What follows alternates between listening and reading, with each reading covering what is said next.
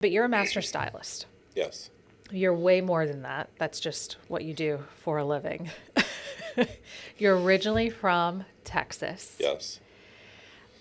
And I think we have something really in common, that we're both in the service industry.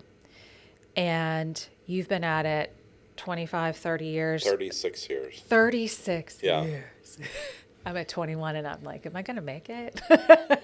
Yeah, you get to that 20 point and all of a sudden you're like, wow, where did 15 years go? How did it happen?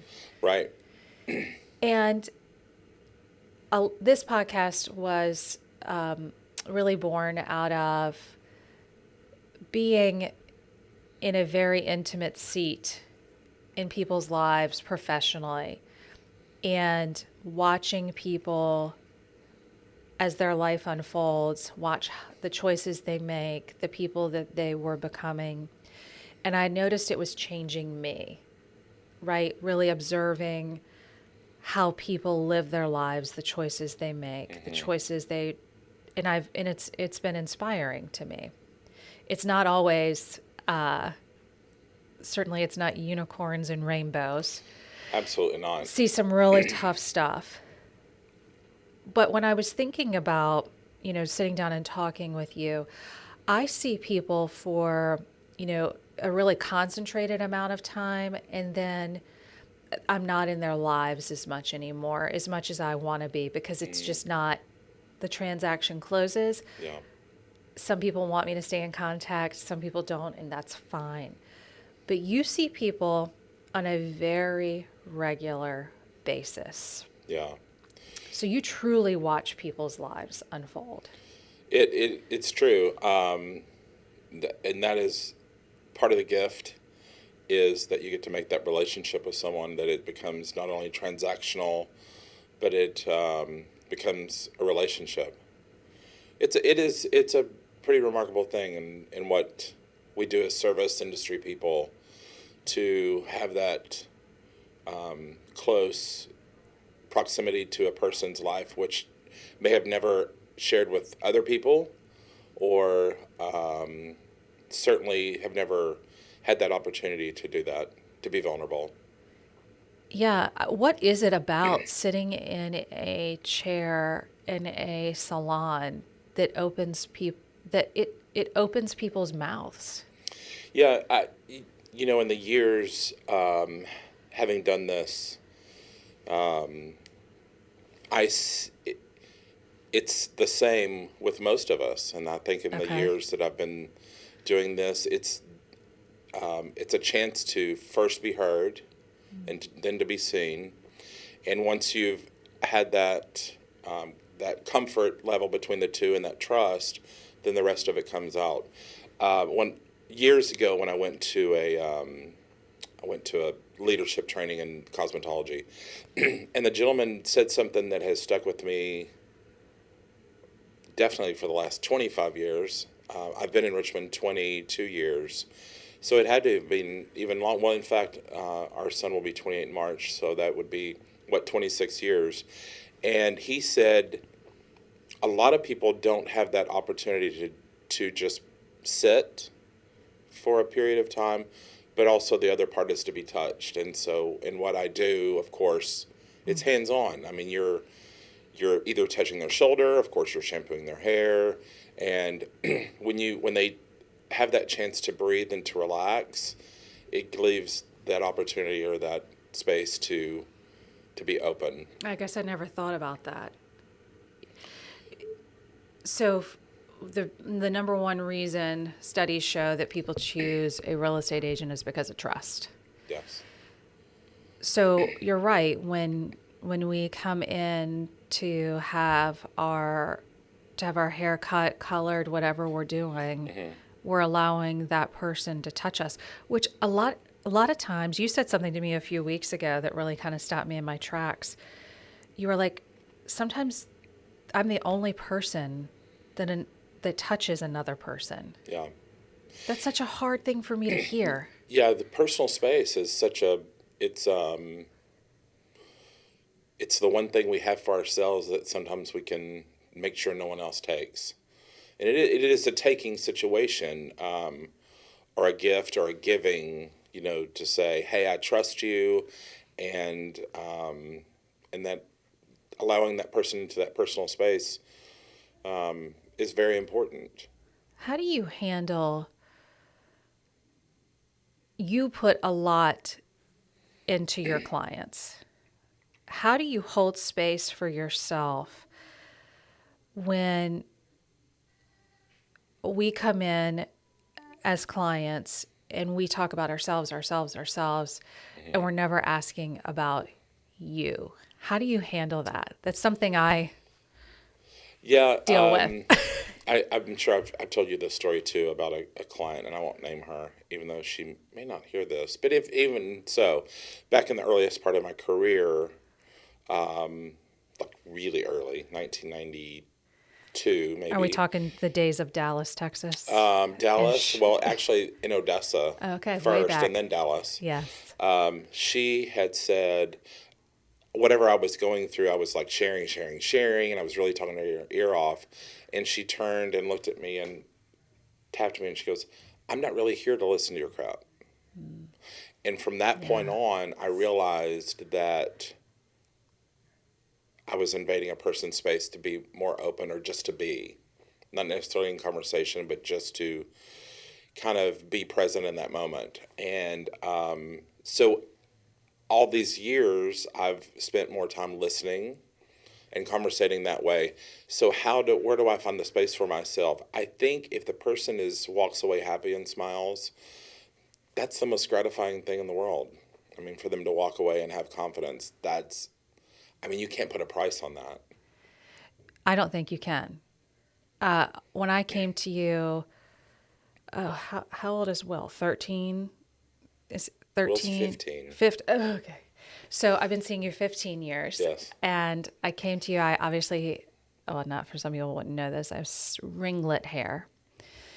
And you were a personal referral to me from Meg, who I Yeah. obviously very much so trust with the referral. And when you have naturally curly hair, having your hair done, there it has to be like kind of the ultimate trust there, For sure. because the wrong cut or what have you can really, Yeah. I think, be a tragic situation. Can be. But the hair is such an interesting thing to me, and it might sound like a funny little conversation, but for me personally, and I'm sure there's lots of people that will hear this and it resonates with them. It can represent pain, it can represent confidence. It kind of runs the gamut, I think, on how you feel about yourself. And like my hair, as I went through puberty and went through my young adult life, it was just something that made me look even younger, which was a challenge for me. I didn't really know how to handle it. And in a sales industry, you really need every tool you can have to have confidence. Right. And that's what you gave me when I came into your care.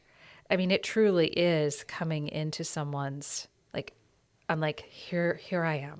Yeah. Help me, fix me. But then quickly became, it wasn't, once I knew you knew how to do hair, which was very, very quick, very evident, it wasn't just about the hair. It just wasn't. And I wonder if you realize that. Do you realize that people come to you for you? I think that I realize that people come to me for what I can do with the hair. I mean, Yeah. obviously they trust that part, and they're going to walk out, feeling hopefully better about themselves. Yes. But I think there is a transition between, like we talked about, transactional, and then you become, Relational. yeah, relational. So I think that the return of a person is probably the best part. The conversation when you finish the transaction and they go to do it, and there are a lot, there's that quandary of, gratuity or whatever, my comment always is, "Hey, come back. That's the best gratuity you can ever give me." And the because it shows that they trust you, and they enjoy what their experience is, because a lot of it is experience. If you came to, anywhere you go, if this experience just hits you wrong, you're less chance of coming back. So it does become personal. You build a personal relationship with someone. The trust goes both ways. It's not Yeah. just from the client to the stylist, but it's the reverse too. And those are, priceless. Oh yeah. I mean, it's like the highlight of my week to know I'm coming. It's I yes, I go every week. I feel like I am my grandmother, because that generation, Yeah, for sure. they came, they did beauty shops every Saturday, right? They're coming in Yeah, to have their hair set for the week. absolutely. And I used to go with my grandmother occasionally to get her hair. And I thought, oh, you go every week. What is, now I am that person. Yeah. And I love it. Tony, what attracted you to getting involved in this industry? Well, it started How did it all middle start? school, high school, Yeah. probably. I had my mother too went to the beauty shop every week. My Oh, little sister and I would go with her. generation. We would hang out or clean brushes. I mean, we. So I guess you kind of you see what that culture is about. It's the conversation, it's the people, it's relationships. Yeah. And then later, during mini oil bust, being from West Texas, all of us were going to have to give up doing something. My mom was going to stop going to the beauty shop. And I was like, I think I can do it. She's like, what? So it started out just me curling her hair. Yeah. And, you know, and it was just something I did for my mom and I knew that I could do. So once high school finished, college was not exactly the something that I was equipped to do. But she said, "Why don't you just do hair?" And I'm like, "What? No, I mean, I can't imagine that being, What I do. yeah, what I do." And so, it came to it, and opportunities opened itself from Faye Morgan, who we had gone to the same church, and she offered me a scholarship to. She ran the cosmetology program there at Odessa College, and so that's how it started. Have you, is it a fair judgment to say folks that are in the world of hair are, because to me, you're an artist. Did that, did that show up for you early on? It certainly did. I mean, the artistry of what we do is visual, and then you learn the technical part to put with what you see so that you have the right outcome, or that you know how to get from point A to point B. So yeah, it's very artistic. It's very Yes. visual in a lot of ways. So when part of my teaching was scrapbooks from beauty magazines, and you would tear out what you liked, and then you were like, okay, so how do you get there? And we would, literally draw out a path from beginning to end, and then do it with our hands and the tools. I, because when I watch you like mixing color and the way you cut hair, which I know we're going to talk about, because there is definitely it, like all things, all careers, it looks easier than it really is, which is why I would never, ever, ever do anything to my own hair, because you can't mess this hair up. It's a problem. So you went from Odessa, then you went to Dallas, Texas. Yes, And for those of you who don't realize, Dallas is everything is bigger in Texas, it is for sure. including, I'm sure, the pressure in the industry, in the hair industry. No doubt. You worked in a very high end area of the state, Yeah, for Holland sure. Park. Yeah, in probably the highest area. What was it like working there? What did you learn about yourself? I think probably the most important thing I learned is socioeconomic differences didn't make us different. when it came down to the person, because we still all have the same needs. Yeah. It's it was a huge realization of how much people do rely on a hairstylist. Coming from West Texas, I mean, people still rely on their hairstylist. I still have relationships with the people I, did Yeah. it from the very beginning. But when you move into an area that is so seriously conscious on what you look like and how you present yourself, the intensity goes up, and therefore people are, and especially in the area like you mentioned in Highland Park, that persona is everything. No matter where you go, taking your kids to soccer, going to the grocery store, to the church, or wherever you worship, or just being out, to be noticed in a way that intrigues people visually, it's pretty remarkable. But yeah, Dallas was very enlightening. I did not realize the importance of what we do until having been there. I worked in Highland Park Village, Mockingbird in Preston, at a salon called Lamage. In fact, he was one of the first spas in Dallas back in the early 90s. Wow. And created his own product from France. He was French. And, those people really thrived on that. They wanted that to be able to talk about.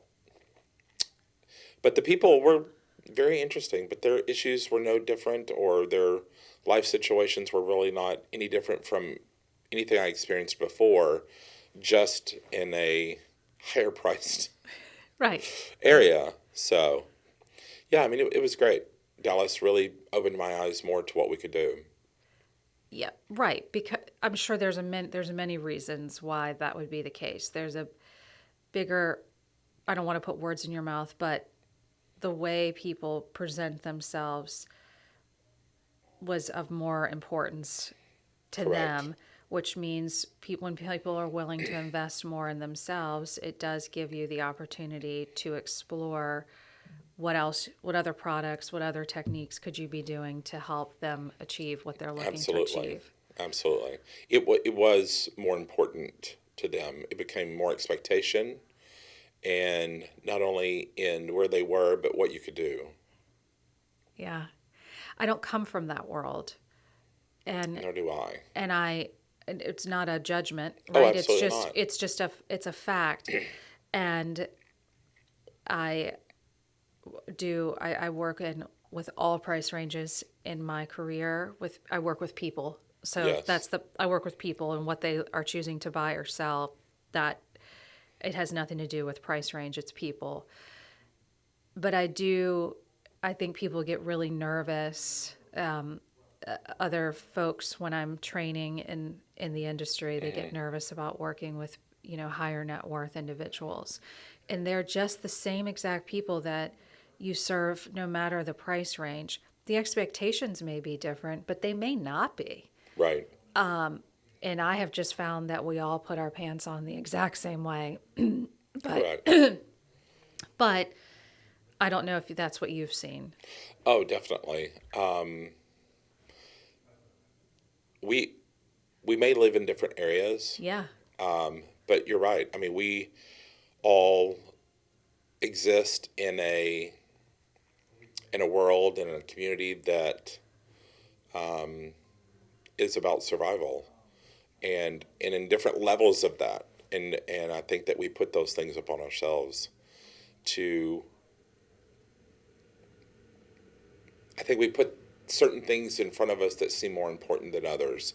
And when you move into, especially in our business, into a higher priced or a more expectation type market, it becomes more intense. I mean, it Yeah. certainly is. I think when you brought up the concern about who you work with, or not who you work with, but working in a higher end or higher priced situation, the expectation level does increase for sure. Yes. And I wonder if that is based upon what I have observed through Mm-hmm. my practice is a lot of it is because people sometimes it's because people have really walked through, they've clawed and they've worked to get to where they are, and so they put in all the effort possible to get the results they have, and Right. they want that of people around them. Yes. And there's also some folks that perhaps are more, entitled, or I don't know what word people want to use. But I think it's easy to jump to the entitlement when perhaps it's really not taking the time to get to know the person and understanding what it is. I think we all still have fear of being not accepted, Yeah. fear of being judged. That's exactly what I was thinking when you were talking, is the word fear. Because now that you've gotten to a certain situation, the fear of feeling less than becomes stronger, I think. Fear's a big thing. I mean, I think that's how we get in certain situations. Yes, yes. I recognize that in myself. So, I mean, a lot of times the reaction is fear. So you moved to Europe I did. to learn to truly cut hair. Yeah, the stylist that I worked with in Dallas, named Joseph Matheny, who's a extremely creative artist. I mean, just he came from the same area I did, same hometown. And he had said, if you really want to learn to cut hair, you need to go to London. And so I had spoken with a client named Karen King, and said, that's what he said. And she offered me the opportunity. And so I took it. And so I think even more in those experiences allowed me to know that what we do is global, Yeah. and the visual communication between a hairstylist and a person has no language barrier. And that was the biggest part that I took away from it. Yes, I learned amazing techniques, and color techniques, and just being around people. First, how small the world is, to how important what I do as a career is. I know you're glossing over this, but it's okay. I'm going to make you come back to this if you'll allow me. All of these steps from Odessa to Dallas to London, it's not like the doors were just opened for you. That's not how you got into that salon at all in London. How did you get the chance? Well, I was actually had a very small portfolio with me, Yeah. and because I didn't know, I mean, I was just taking a chance. I had no appointment. I was just going into different places, studios, to talk to other hairstylists, just to see what it was all about. And so I had a conversation with a gentleman, and he had said, he looked at my portfolio quickly, and at first was just the manager, and it turned out to be the owner. And he was like, you know what? Not a lot of people come up off the street Yeah. in that confidence in saying. So it was doors open, but you have to put yourself out there. And the confidence in my training prior to, and also my ability, is how that all happened. You were not afraid. When you hear people talking about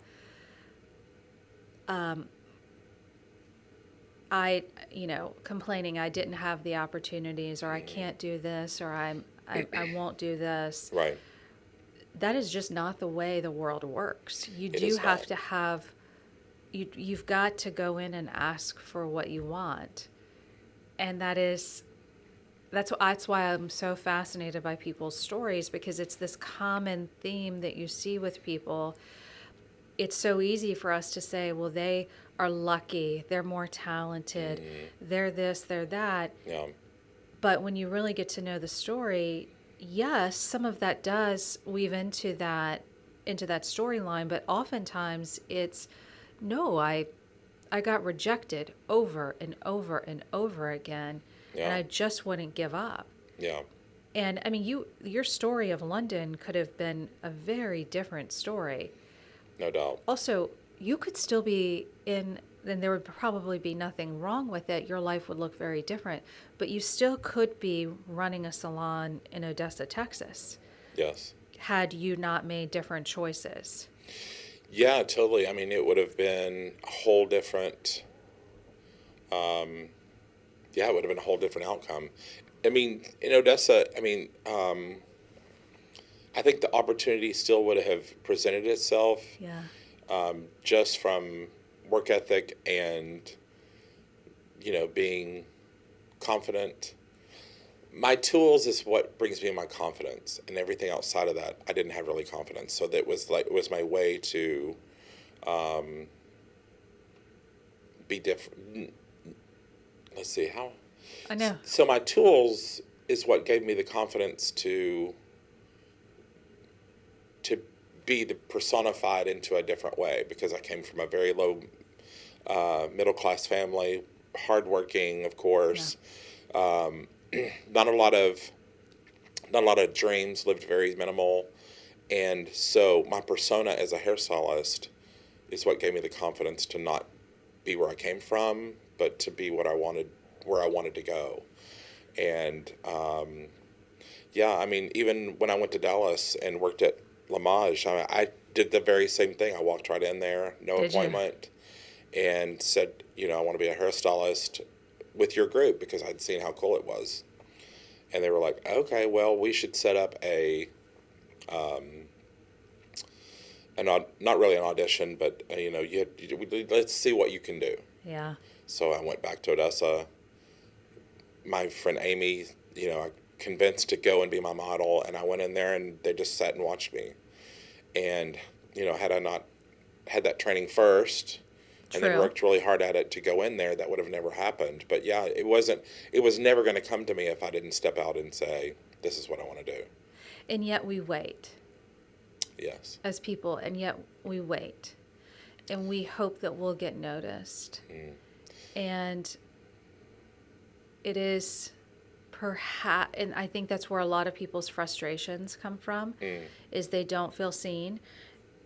But you're missing the other half of the recipe.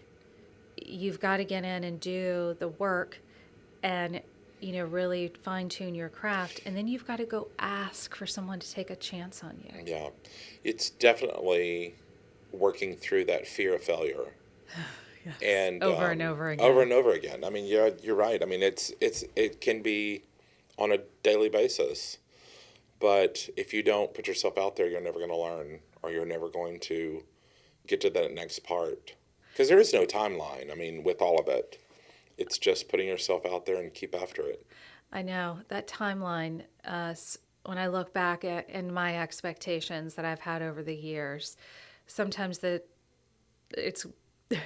has not looked anything like I thought it would look.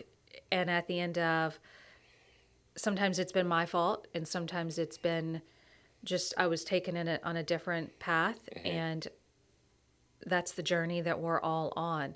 Tony, where did you, who in your family do you think really gave you that, who believed in you? I think both my parents believed in me. Yeah, for sure. I think my work ethic came from my mother, who just Yeah. worked because she had to. My creativeness comes from my father's side on the musical, and my father was a great drawer. Was he? Yeah, he loved doing that, and it was just what you did with it. I don't think they had, or they never presented themselves with the opportunity to work with those things, and where I was more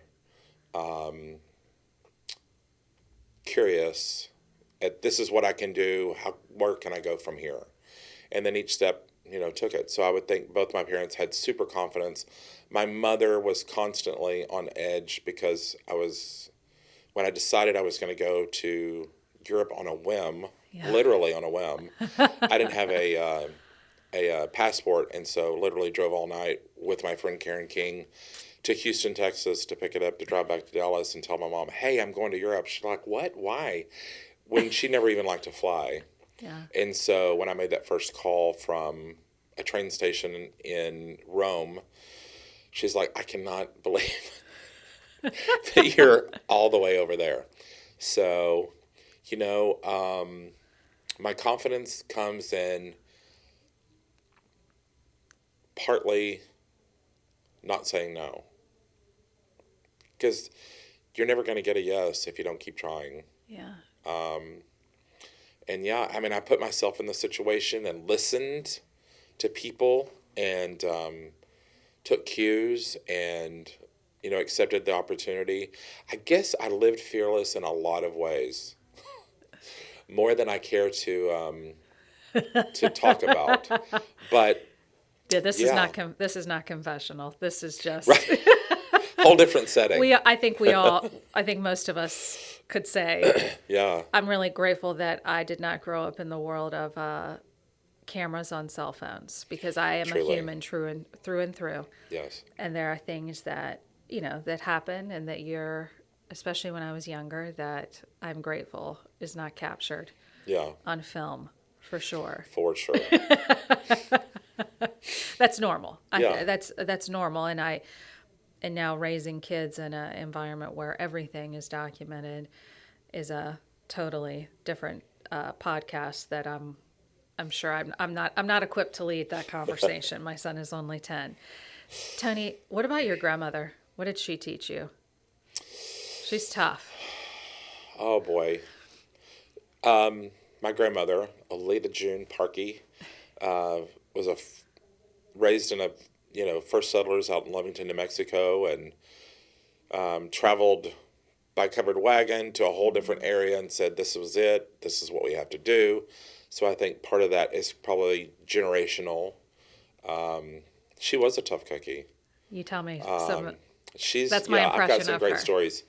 I'll share a few, but I think one of the things she was is I don't think she ever told herself she couldn't, because I don't think she was ever told she couldn't.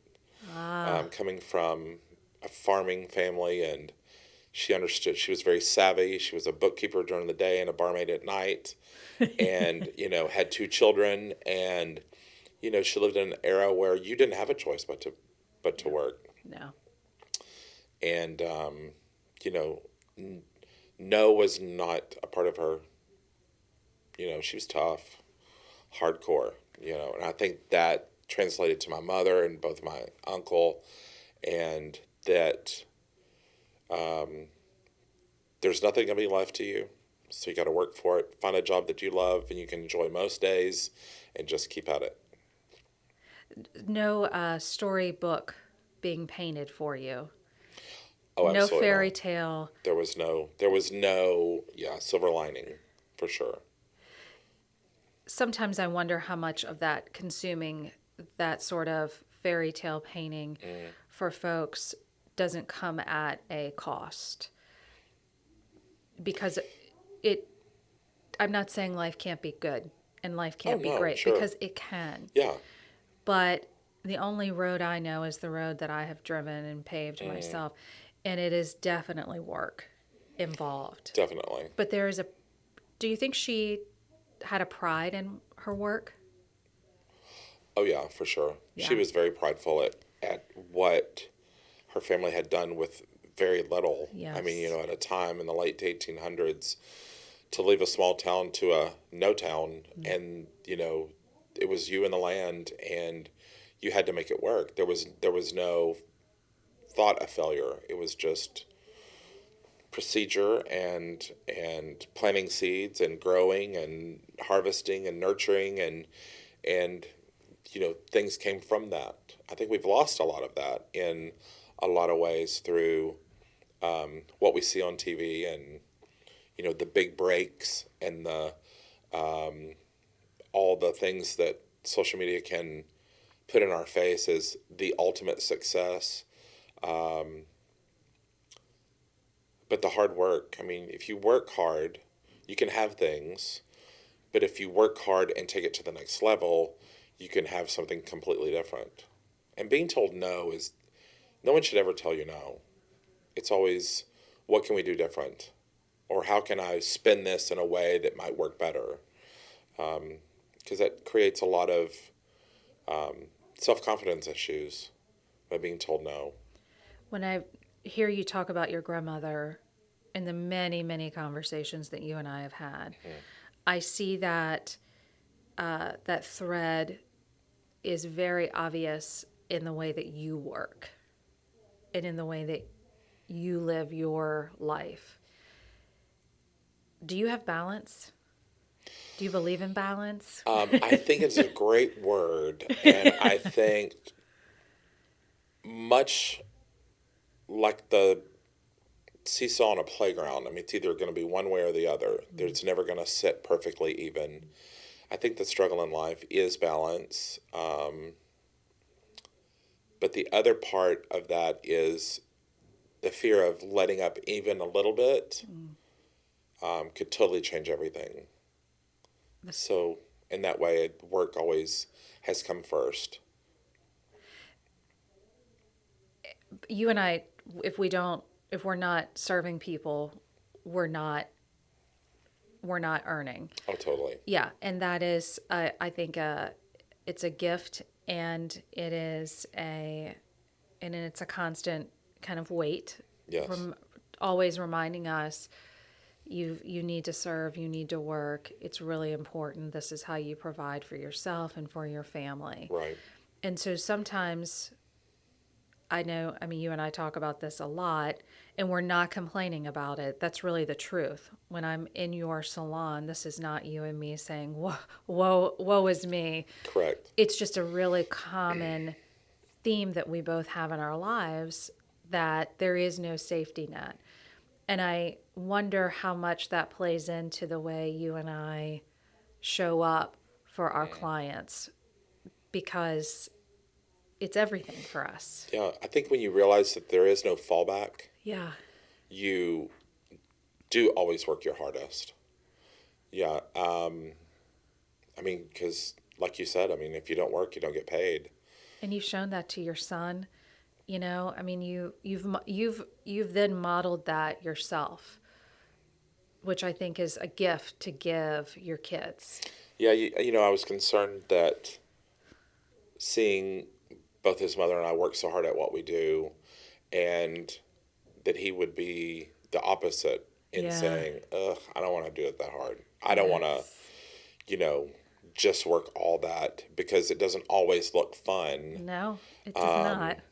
But it did work out, and Davin has, being in the United States Army like he is, and always been passionate about serving his country. Yeah. Was something that he held on to as a small child, and it came into fruition for himself, because of just showing up and signing up. I mean, he really had to jump through things to make it happen.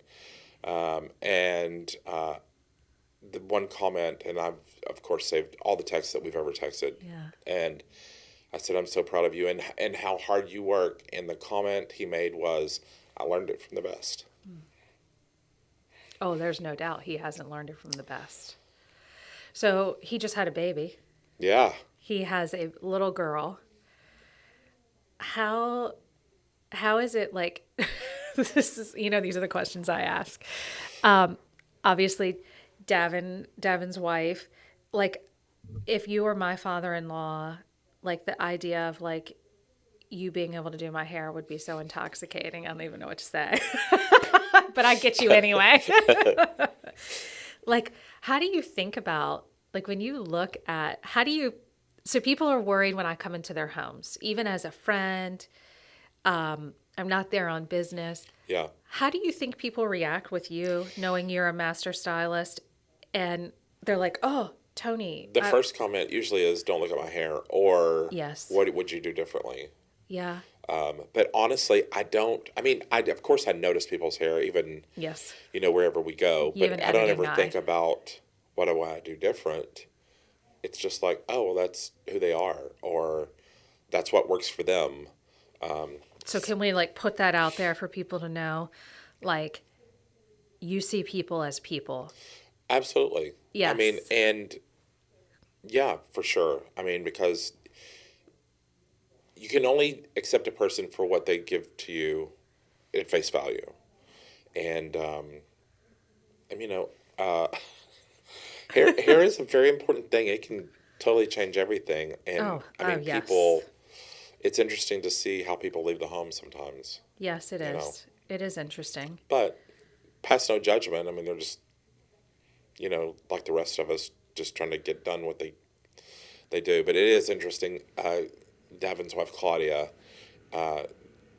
would not come to dinner the first time without having her hair perfectly done. It would be a wreck And meeting Davin was you. like, my dad's not going to say anything. And I wouldn't have, obviously. No, I know you wouldn't have. But yeah, it's pretty interesting. I think there's that pressure. Yes. So, Do you but I'm not, just glad it's important to her. does it bother you that people feel that pressured? Do you wish you could Um, like reach through the I phone and say, it's just me. Don't worry. Yeah, I think that I hope that's how I present myself when people come in, to sit in the chair. That I'm not here to. I'm here to give you what your hair can give you in confidence. I mean, that's because you do walk out into the world, and if you have your best foot forward and you feel better about yourself, that's what we do. A lot of something that was so attractive to me in our friendship is I have a very strong belief that we need to surround ourselves with people that make us think differently, right? That don't just be friends with replicas of yourself. Yeah, how boring. And I guess I'm attracted, like most of us, like it's who you are. You and I, like many people, have very different lives. Yes.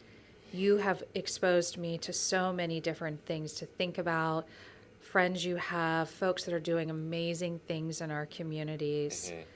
How, I mean, are you inspired by who you've met? Oh my gosh, absolutely. I mean, from people that have, from all walks of life, from retired to extremely successful people, people that have worked hard, people that are handicapped, Yes. people that have different walks of life is really exciting to be a part of. Yeah. That is one of the greatest gifts in what we do, Yeah. in the service industry, is that you are able to be around people you may have never, ever, certainly not ever ran around in circles that they do, Yeah. or certainly never ran around in a circle that I do.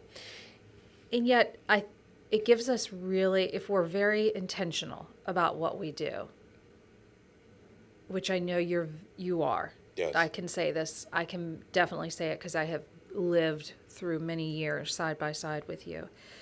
But when we turn on the news and we have all of this negativity coming to us, when we look at when we really start consuming this stuff, it can very quickly feel that we are so divided.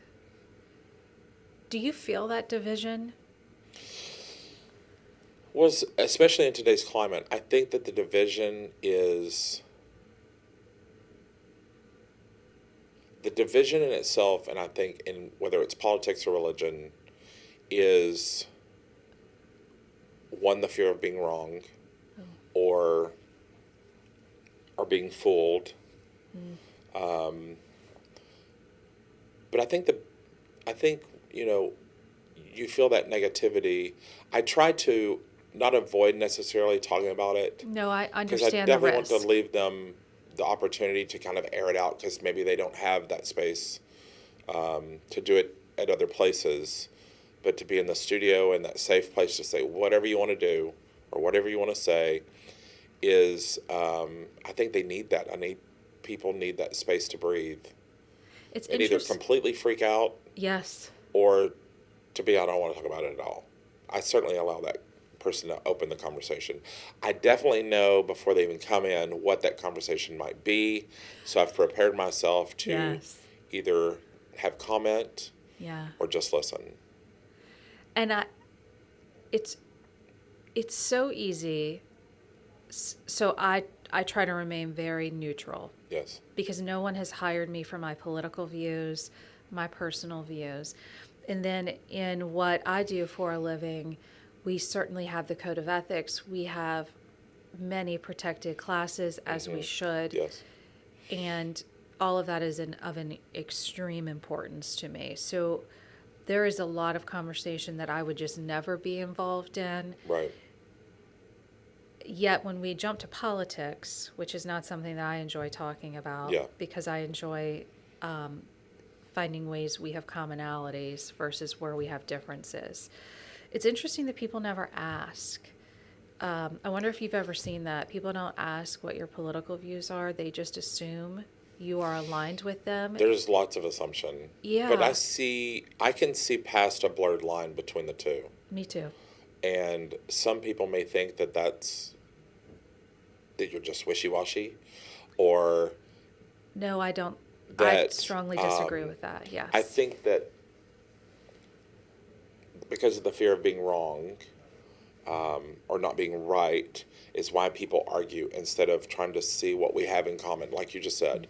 If we would just stop and sit and listen more than our mouths flapping about whatever it is we are hardcore about, Yeah. that we might learn something. Imagine that.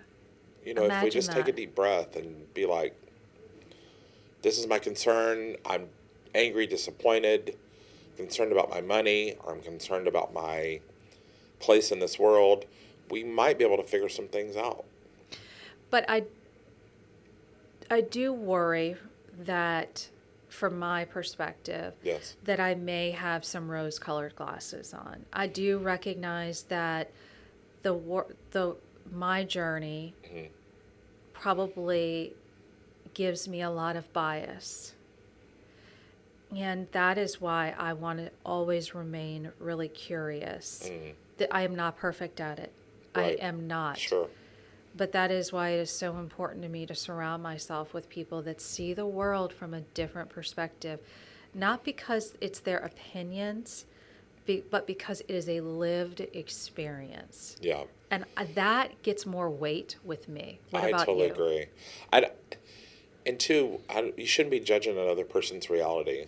Yeah. Because it's not, ours is never going to be No. exactly the same. Like you said, we all come from different places and different experiences. And I think you should kind of see where people are at. And I think if you allow yourself that opportunity to make sure you're around people that aren't like you, you have no understanding or even come close to understanding why the world does what it does. Or not that we completely understand, but be accepting of that we are different and it be okay. You are someone that does not have, you are not somebody that is, if I was on a wrong path of race politics, Right. but was on a wrong path or had a very distorted view of something, you would figure out a way to tell me, to talk to me. Where does that come from? I'm not sure. I think it's just something that I either was born with or I learned, in the family that I was raised in. Yeah, and that's a gift that a friend can give you, and it's the gift of truth. Yeah, my question when things start spiraling, I'm like, what is it going to do to your life with all of this stuff going on? Yeah. How is it directly affecting you? And try to, draw it back some a little. I mean, we can all spiral, but when you see in a person you've become close to head that direction, there's the way that kind of brings back to reset is asking that question. How is it directly affecting you? Do you think it comes from your faith? I think it comes from my faith and my life experience. Yeah. I've experienced some pretty crazy stuff. And my internal understanding of something bigger than me is what grounds me. And that even though I've been through that situation, because as long as you're this side of the earth, you have a chance to make it different. Because it's not until then, I mean, obviously, you have that chance to make it different. Nothing is so horrible aside from murder, that you can't make a difference, that you can't change, or you can't make it work in a different way. It may seem horrible and it's the end, but it's not. You talk to me about friends you have that have a restaurant that is. Yes. This is something you bring so much to my life, which is why I was excited for you to talk on the podcast.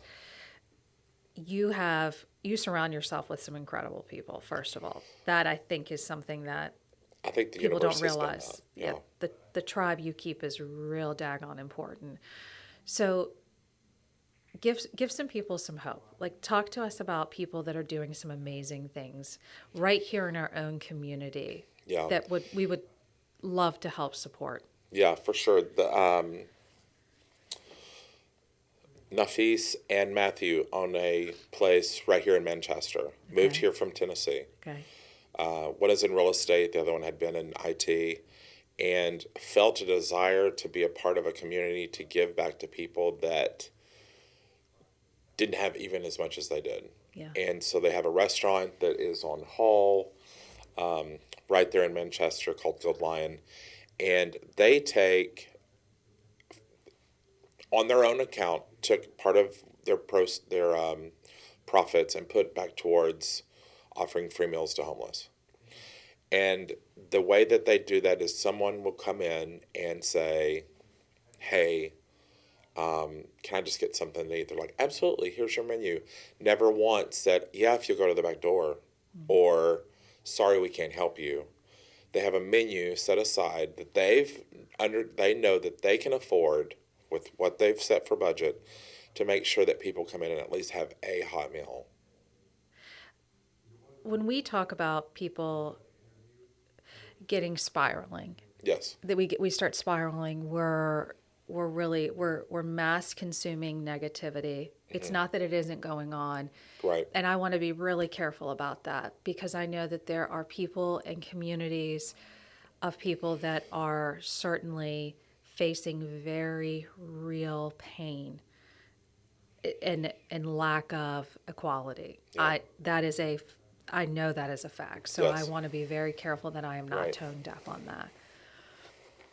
In the same breath, what I have personally found when I'm having peaks and valleys, but usually the deep valleys, when I chose to stop drinking, when I got off that train, the best way that I could heal myself was to take care of others.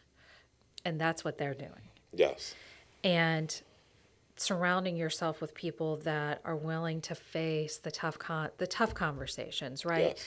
And one thing about myself that kind of drives me nuts is I'm so sick of talking about it. What are we going to do about it? I'm like, okay, we've identified the problems. Right. We've talked about them till we literally can't even say it out loud anymore. Correct. What are we doing? But you have chosen to hang out with the people that are doing something about it. And that's where do you think it's your age? What do you think it is that's make you stepped into that? I think it's the people that I attract in my nature. Yeah. Yeah, I would have to agree with that. I mean, because even in the vast difference in the socioeconomic folks that I have as clients, and I Yeah. consider them friends, Yes, you do have great they people. are either doing the work through physical activity Yeah. or they're giving monetarily. Yeah, some of them substantial amounts. Yes, but I think Yes. every little bit helps. I Yeah. mean, you can throw out 50 sunflower seeds in a pile of soil, and there's only going to be a few that will grow. Yeah. And it's always that one. If you get one out of it, it's worth it. If you've touched one person in their life, to at least let them, I know. We talked at about least this let them know that they've been seen. Yes. I mean, that's the greatest gift. One thing that you know, I'm a real mass consumer of self-growth, positivity. Yes. I really want, because I think it seeps in. I think it's really important, and then you've got to take it and practice it. Yeah. And I heard, and I'm not sure where I heard it, but what can we do to help someone they were like an easy, quick thing to do is just smile and give someone eye Yeah, contact. for sure. Like, how easy is that? Yeah. But you have a much bigger passion. You have something that I know you and I have talked about it for a while, and that is creating a school. Yes. Can you talk about that? Yeah. So because of someone like Faye Morgan who gave me that chance to do something that I could really do with my hands and Yeah. support myself, it is really, without having done that and that one person offering that opportunity to me, I would have never met even close to a third of the people that I've met in my entire life or the Yeah. life experiences. Yeah. And through hair is such a powerful tool to allow people a safe space, but also allow the person providing that service an opportunity to provide for themselves Mm. and to get that chance to just meet some pretty amazing people. So, with the school itself, I am in the middle of creating not only a place for them to come learn and to get their license to do hair, but also a way for them to see on the business side of it of how to incorporate your creativeness and what you can do with your hair to a successful way to support yourself. So, currently, most schools only teach you a test, Yeah. and I want to teach past that. Yes, you can have the test and license to say you can do hair, but how do you communicate with another person? How important is communication with your eyes? How do you listen and then give them what they do, what they want, or what's going to help them feel better about themselves? Those are the tools that really are going to make them really, really successful. And with that, I wanted to make it a nonprofit school so that there are grants and things available for people, even like myself back then, that really was not able to afford going to school, Yeah. that opportunity to do that. Seems like a simple thing, but It, it's a heck of a dream, a beautiful dream that I know you will bring into reality. What can we do to help you? you know, giving that positive reinforcement that it is the right thing to do is the thing that's going to really continue that pushing forward to make sure that this happens. I had written something on my mirror that said, I was hoping you were going to talk yeah, about it. something on my mirror that said, up until now, whatever the situation is. And those few words, who I'd gotten from John Wagler, set the ball rolling for the school. Because it was really for me to remind myself, you know, when I start saying things are like, yeah, well, I could have, or something negative, I would change those words to say, up until now, I did such and such, but from here on, I'm going to. And I had an overwhelming response with people that are immediately like, how can we help? Yeah. I mean, it's pretty incredible. So, we're looking at property, we're looking at all the things that set forward written to make sure that it is super successful, that you're able to help people. Of course, starting small and then building from there. But yeah, just setting forward encouragement and just being open. If you know of anything that will help it get there quicker, but with sound, Yes. sound advice is all that I ever want. I never have been a great person about asking for help, Yeah. but I think if you put it out there, it will definitely happen. You just got to be open and keep your eyes, you know. Well, you're kind of putting it out there. Yeah, I am And because you I know that it's so important, and I know that it can allow people, much like myself, that opportunity to do things you never probably would have had otherwise. there's a great book. I know you've probably heard me talk about Acres of Diamonds, Yes. and the the quick cliff notes on it is that we all have these diamonds in our backyard, and they're people, and there's relationships and connections that you have, and sometimes, most of the time, you just look out and you see dirt. You don't see.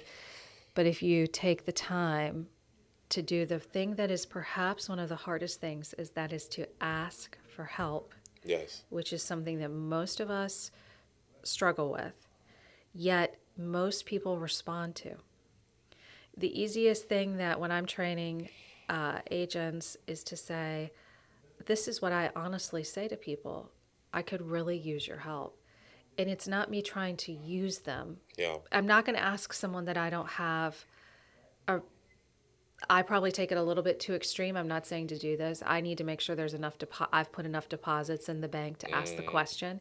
But the truth is, most people, once you say, I was hoping you could help me, and I do that when I'm going to make an exchange of something I've purchased, or I can't figure out where to park, and it's interesting, most people's instant reaction is yes, Right. I can help you, because I think, and that just tells me so much about the human race. Yes. Most people want to help you.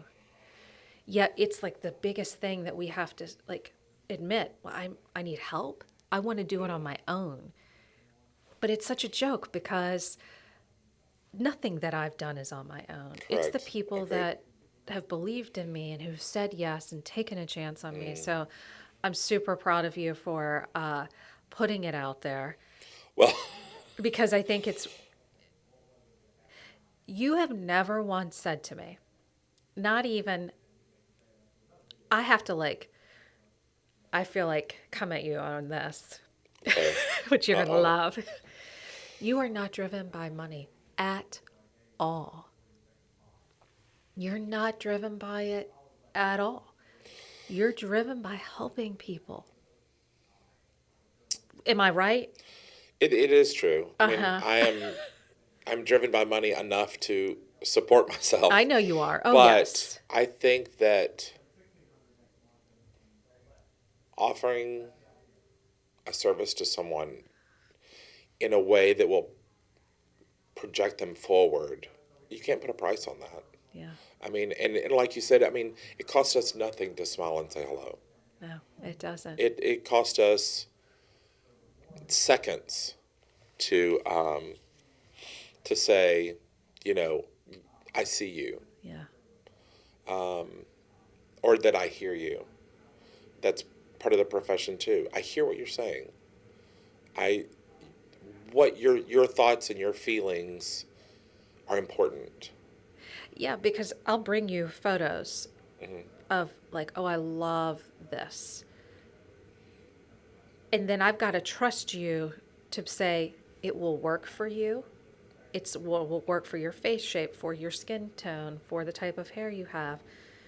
And then I've got to be ready to hear it, Yeah, right? And then I've got to trust you to deliver that. yeah, And there is a lot of trust. It sounds so, like, that's the thing about what the service you provide. It is so much more than hair. It's not just hair. right. It's something so much bigger. It's so much bigger. And I have people stop me on the streets today. This is not Tony's hair. I did this, so please do It not looks judge really it. good though. Thank you. But if you did it, it would look ridiculous. Amazing. But I have people stop me and talk to me about my hair. And I have to be really frank with them and say, it has nothing to do with me. It's Tony, you know? And yes, does that feel good? Oh my gosh, absolutely. Yeah, Who wouldn't want for someone to sure. come up to you and say, your hair is incredible? Who does your hair? Yes. But I can see that question is so loaded. You know, that question has typically a lot behind it. And they're wanting to find somebody that they can trust. Yeah, it is all about trust. Yes. From people showing up to a place to eat or to have their hair done, to look for a home, Yeah. pick up your coffee. Yeah. You know, it is a trust that what you ask for, it's going to be done in a way that you'll like it, or that it'll be done good. Yeah, I think we need to all work on that What are you listening to? right now. Yeah. What are you listening to or reading? How do you keep yourself filled? I listen to various things. Music is a big part that I listen to, but I would say that, of course, Brene Brown Yes. is something that is, I mean, just incredible in her experiences and how she's able to take her own personal life experiences and share it with everyone and be vulnerable. Um, it helps you not feel like you're alone. You're like, I'm the only person going through this right now, which is not true. Sometimes in Tony's salon, we listen to podcasts together, Yes, which yeah. is like, I don't even know what to say if that's not happening to you, but I'm sorry. We listen to all sorts of music. You have introduced me to so much music that you have playing in your salon all the time. Something people might not know about you is you're an incredible singer.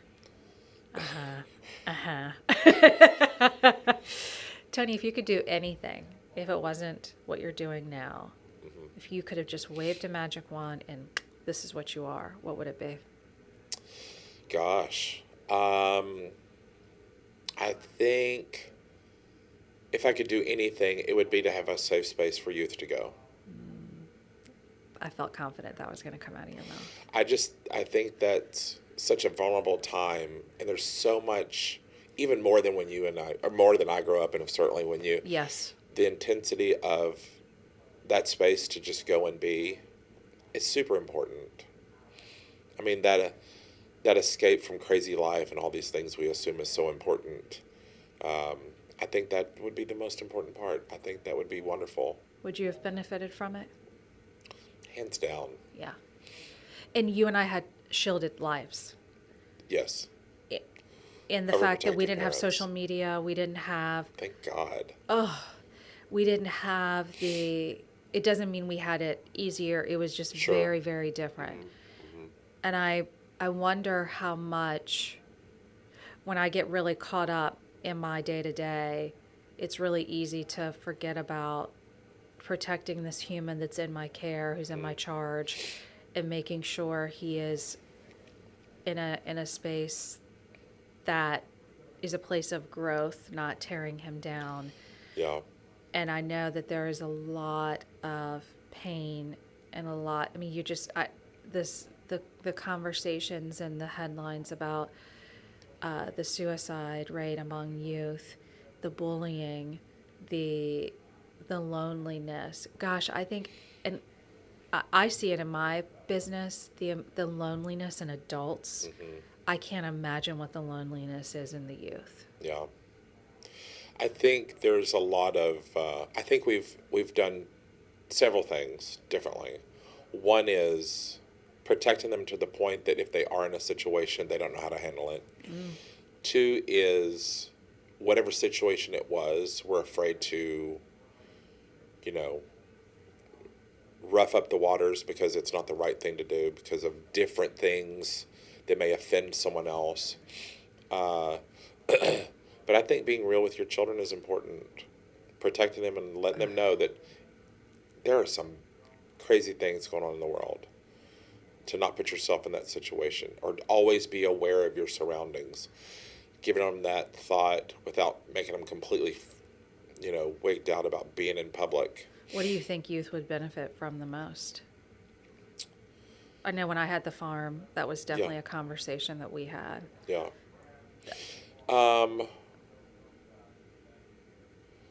What would they benefit with the most? I love, like, when I was on the farm, Yeah. when I was with my animals, especially equines, which I know you have experience. We're not going to, with donkeys and all that sort of stuff and horses.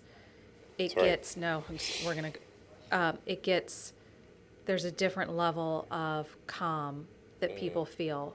For sure. And I think there's especially our kids who never get to experience green grass and fields. But I wonder if that doesn't have some sort of truth wrapped up in it with wanting to develop a school. I wonder if some of that, if you could do anything, help youth, and yet you're also building this school program, which also I think historically will help younger folks. Yes. There, to me, seems to be a commonality there. Definitely. I mean, giving someone the power to feel confident or allowing them the space to feel confident is both in our school, in the school that I'm going to develop, and also not only that, but in a space to breathe as well. I think it's a twofer.